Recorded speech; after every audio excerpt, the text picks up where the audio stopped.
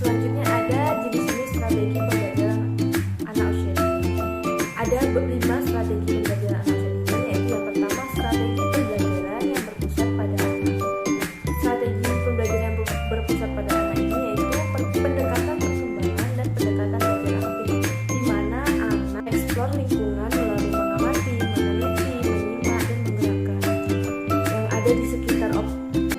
yang ada di sekitar mereka.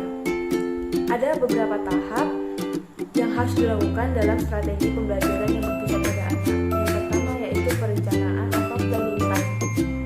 Nah, pada tahap ini guru memberikan kesempatan kepada peserta didik untuk merencanakan kegiatan yang akan dilakukan.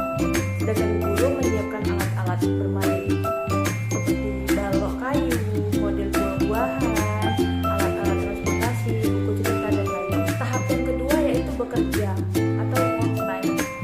Setelah kita memilih kegiatan yang akan kita lakukan, peserta didik dikelompokkan berdasarkan kegiatan yang dipilih. Pada tahap ini, anak akan mulai bekerja dan bermain atau memecahkan masalah sesuai yang telah mereka rencanakan. Sedangkan guru mendampingi peserta didik, memberi dukungan dan bimbingan jika peserta didik membutuhkan. Tahap yang ketiga yaitu tahap review. Setelah peserta didik selesai melakukan aktivitas, mereka akan diberi kesempatan untuk mengungkapkan pengalamannya secara langsung. Pada tahap ini, guru berusaha agar peserta didik mau mengungkapkan perasaannya dengan tepat.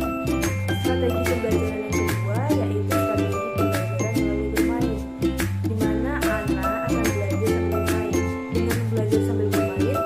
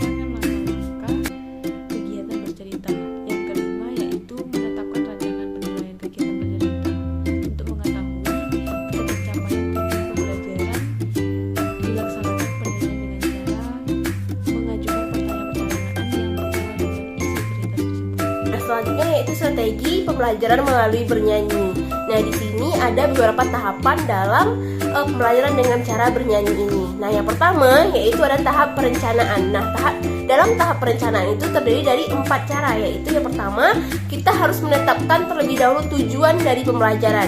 Yang kedua, menetapkan materi pembelajaran. Yang ketiga, menetapkan metode dan teknik pembelajaran. Dan yang keempat, yaitu kita harus menetapkan evaluasi pembelajaran. Nah, yang selanjutnya yaitu tahap pelaksanaan, tahap yang kedua. Nah, pada tahap pelaksanaan ini itu juga terdiri dari 3 kegiatan. Yang pertama ada kegiatan awal, yang mana pada kegiatan awal ini guru memperkenalkan terlebih dahulu lagu yang akan dinyanyikan bersama dan memberikan contoh bagaimana seharusnya lagu itu dinyanyikan, serta memberikan arahan bagaimana bunyi tepuk tangan yang mengiringi lagu tersebut.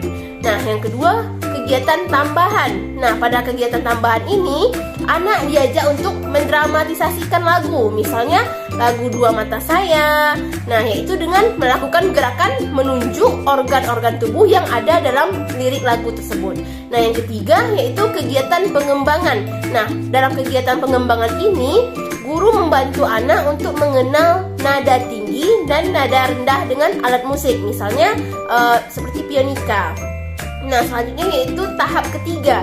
Nah, tahap ketiga ini yaitu tahap penilaian, yang mana dilakukan dengan memakai pedoman observasi untuk mengetahui sejauh mana perkembangan yang telah dicapai oleh anak, baik secara individual maupun kelompok. Nah, yang selanjutnya yaitu ada strategi pembelajaran terpadu. Nah, strategi pembelajaran terpadu ini memiliki beberapa karakteristik. Yang pertama, karakteristik dari pembelajaran terpadu itu yaitu dilakukan melalui kegiatan pengalaman langsung. Yang kedua, kegiatan itu sesuai dengan kebutuhan dan minat peserta didik. Yang ketiga, memberi kesempatan kepada peserta didik untuk menggunakan semua pemikirannya. Yang keempat, menggunakan bermain sebagai wahana belajar. Yang kelima, menghargai perbedaan antar individu. Yang keenam, melibatkan orang tua untuk mengoptimalkan pembelajaran.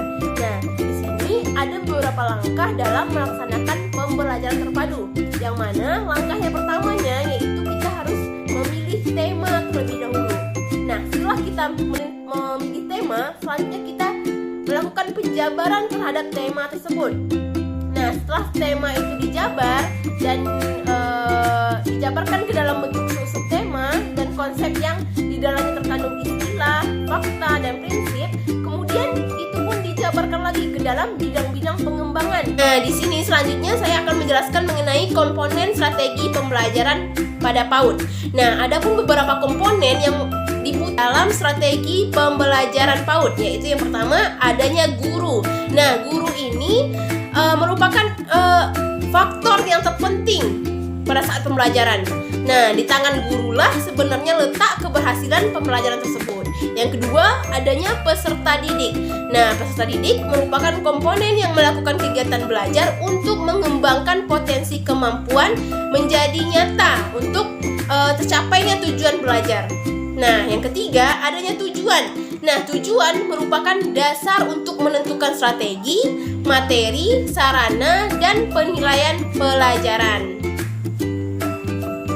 Nah, selanjutnya yaitu adanya bahan pelajaran. Nah, bahan pelajaran merupakan suatu hal yang penting untuk mencapai tujuan dari pembelajaran tersebut. Nah, yang kelima yaitu adanya kegiatan pembelajaran. Nah, supaya tujuan pembelajaran dapat dicapai secara optimal, maka dalam menentukan strategi pembelajaran perlu dirumuskan komponen kegiatan pembelajaran yang sesuai dengan standar proses pembelajaran. Nah, yang keenam yaitu adanya metode. Nah, metode merupakan suatu cara yang digunakan dalam mencapai tujuan pembelajaran yang sudah ditetapkan. Nah, komponen itu adanya alat. Nah, dalam proses pembelajaran, alat memiliki fungsi sebagai pelengkap untuk mencapai tujuan dari pembelajaran tersebut. Nah, yang terakhir yaitu adanya evaluasi. Nah, komponen evaluasi merupakan komponen yang berfungsi untuk mengetahui apakah tujuan yang telah ditetapkan telah tercapai atau belum.